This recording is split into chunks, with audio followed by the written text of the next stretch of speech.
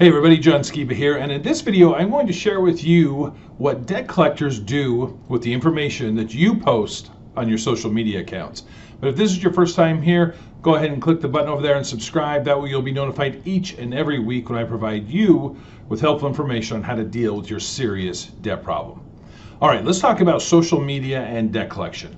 Now, it shouldn't come in, as a surprise to anyone that your information that you put out there online, there's not a whole lot of privacy. Despite what various social media companies say and websites say, pretty much anything that's online now, anybody can get access to.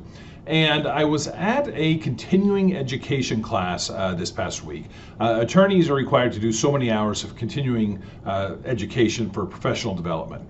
And every year, one of the courses I choose to take is here in Arizona. They do what's called a creditors lawyers symposium, where all these creditor attorneys get together and they kind of talk shop. They talk about some of the approaches and tactics they use. They talk about the legal part of it as well.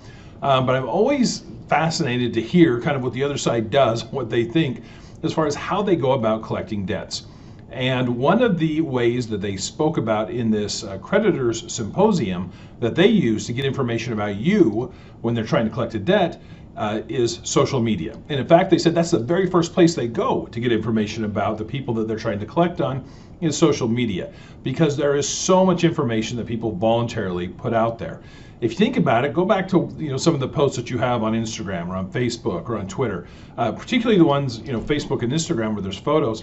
They're going to be able to see where you live. They're likely going to see what you drive. If you're going on vacation, they're going to get a pretty good idea, at least the idea of what you're putting out to the world, of how you're doing financially. They might get some ideas of what kind of assets you have, your ability to enter into a settlement.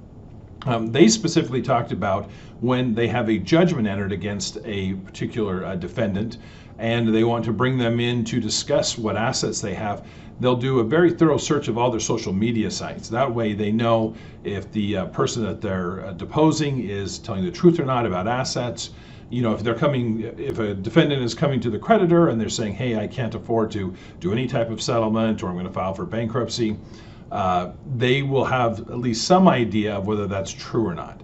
If you just spent a week in the Bahamas and you don't have any money, maybe that's why you don't have any money. But they may say, I don't think so. You just went on this vacation, so we're going to dig deeper and continue to press on this issue. So this is just kind of a word of warning. I heard this directly from the creditors' attorneys' mouths. This is what they do when they're trying to figure out a way to collect from you.